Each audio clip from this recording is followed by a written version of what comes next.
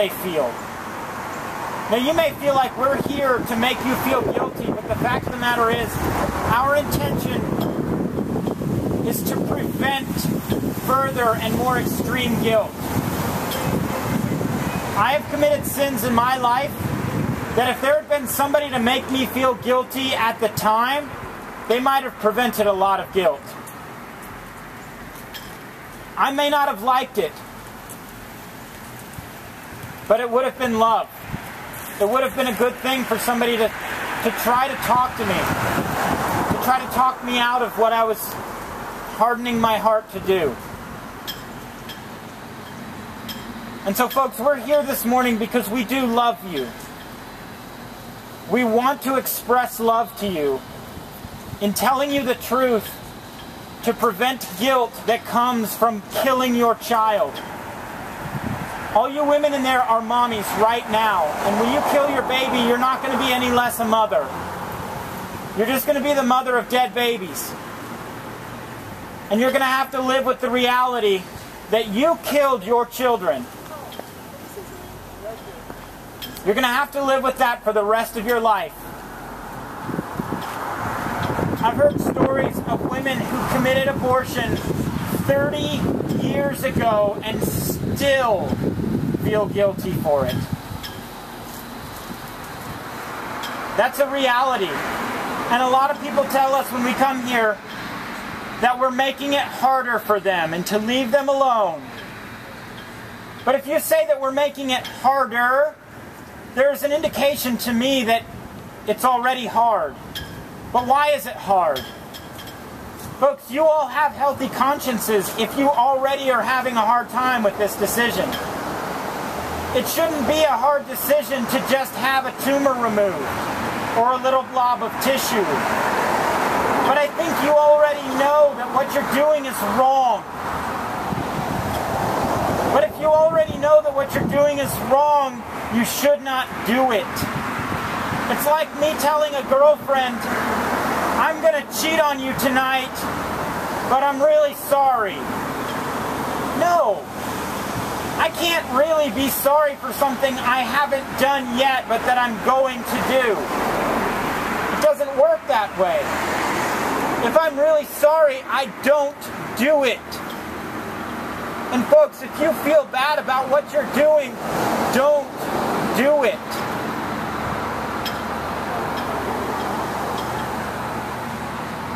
Consider that we can help you. That we want to help you. I heard a lady this morning tell me that we don't help anybody and that nobody is turned away from their decision to abort. I've never heard such false things. Folks, we have helped a lot of women. I could introduce you to some of them. There was a baby that was recently born to a 16-year-old just the other week.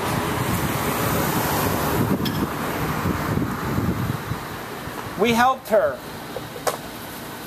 We've been in the hospital rooms when twins were born. We've helped mothers financially. Folks, nothing about this decision is good. Nothing about this decision is wise. And this place that you're at right now is a wicked place where they take advantage of weak and scared women. They're not empowering you. They're taking advantage of you. They're taking your money to make you feel guilty for the rest of your life.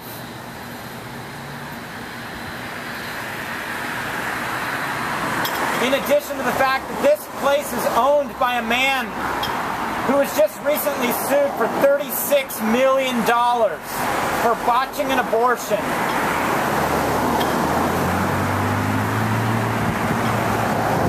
That's the kind of place you're in right now.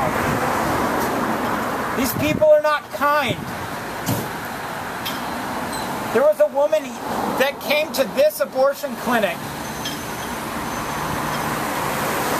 and had an abortion and gave birth to her baby into a toilet at 22 weeks.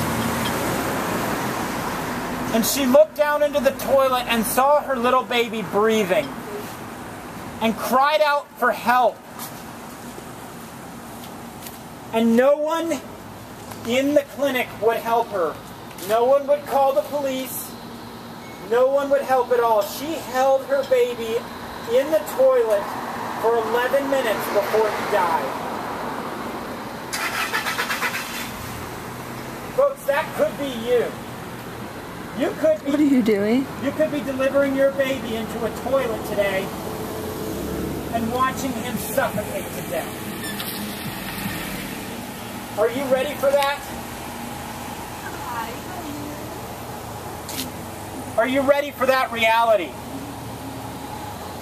Folks, we've got images out here of aborted babies, and they are very, very graphic. We don't love these pictures. We don't have them hanging up in our houses. But we think that it's very important for people to wrestle with the reality of what they're doing.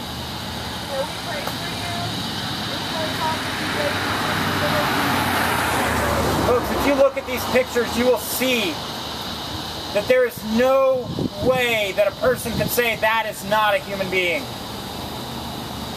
They have little fingers, they have little toes, they've got a face and a rib cage. Folks, you have to wrestle with the reality of what you're doing. And if you're not willing to wrestle with the reality of what you're doing, you shouldn't have the freedom to make such a choice. If you can't handle the truth, you ought not have the opportunity to make a decision that takes a human being's life. Folks, living in Orlando, I'm sure you're familiar with the Casey Anthony trial. And we all kind of have an idea that Casey Anthony did it. That she killed her baby. At something like 3 or 4 years old. And we think about Casey Anthony and we don't think she's a celebrity. We don't think of her in good ways. We don't think positively of Casey Anthony. Because she killed her child. But how are you any different today?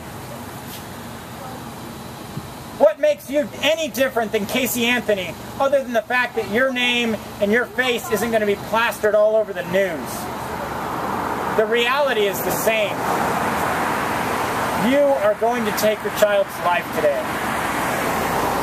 Just like she did.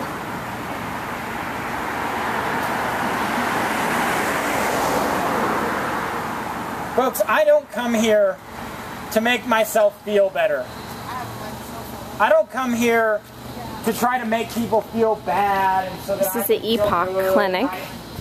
Owner is James Pendergrass. Scott Spagnolo High is the abortionist on duty today. As you can see, we have several sidewalk counselors out sharing the gospel, passing out resources, offering help to these women. Michelle Herzog is the president of Pro-Life Action Ministries, and she said there's approximately 30 women here today. This gentleman was kindly reaching out to Scott this morning saying we were praying for him. I'm just going to show you the back parking lot so you can see just how many people are here this morning. I showed you the side earlier. And one police officer here. This is the back parking lot.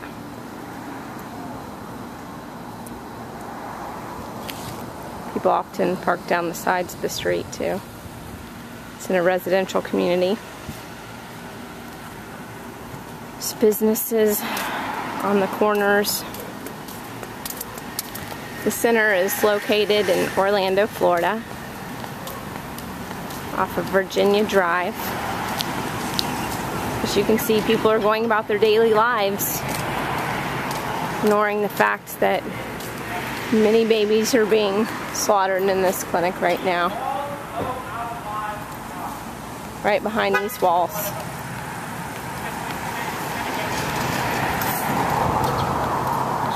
A few faithful Christians come out. We have signs, and we pray to God for mercy for these babies. One of our sins is flicking him off and slapping him in his face and saying, I will not be ruled by you. I will not submit to you, God. I will do what I want to do. And when we do that, we deserve to die. For every single one of the sins I committed, I deserve death. And so I deserve to die a lot of times. Folks, there really is no hope for me outside of the Christian worldview. I cannot redeem myself. I can't do a bunch of good things and make up for all the sins I've committed. It doesn't work that way. Folks, if I was convicted of a crime in the United States, if I was convicted of a crime and I went to court and the judge slams the hammer down and says, you owe the state $500,000. And I say, oh man, Your Honor, but I can't pay $500,000. How about, I'm really sorry. Please forgive me. If that judge shrugs and says, well, he said he's sorry, we'll let him go. That's a corrupt judge. Because he established a punishment that he doesn't follow through on. Folks, if you know anything about raising children, you don't make empty threats. You always have to follow through, or else you understand that your children will see you as a liar and they will never listen to you. And so if God says that death is the punishment for sin and doesn't follow through on that, he's a liar and we shouldn't listen to him. Oh, right. Oh, yeah, we talked about But that's bad news for us, right? We believe that God is a good and just judge. And so we have to believe that he's going to follow through on any punishment that he's set forth. But that's not good for me. That's scary, actually, because I deserve to go to hell. Well, let's add to the analogy that a man walks in the back of the courtroom waving $500,000, saying, I am willing to pay this on your behalf. Now, the judge would take that, and the judge would let me go because the penalty had been paid. And that's who we see Jesus as being. Jesus paid the punishment on our behalf. In Christian terms, we call it substitutionary atonement. He substituted his life for our life. I repent on behalf of the church for any hurt he's gone through. Any one of you in there would probably agree that Jesus was a good man, that he taught moral truth. But Jesus also said that he was God. And if you don't believe that Jesus was God, then you believe that a man could be a good and moral teacher, but still be a liar. But those two things seem kind of inconsistent. I would never consider a liar a moral and good teacher. So you have to make a decision. Was Jesus telling the truth? Or was he a liar? Was he a good man? Or was he kind of delusional? Because folks, if I went around and said I am God, as nice and good of a teacher I am, you guys would just be like, that guy's nuts. Folks, I say that because we have to depend on Jesus for our salvation. If Jesus is God and he is a good teacher, we should trust him. And it wasn't just that he taught moral truth. He taught us that we have no hope of getting to heaven but through Jesus. He says no one comes to the Father but through me. That means that there are not multiple ways to God. Christianity believes there's one way, and that it's only by Jesus' work, not mine and not yours. And you have to depend on that for Jesus to save you. No one goes to heaven but through Jesus.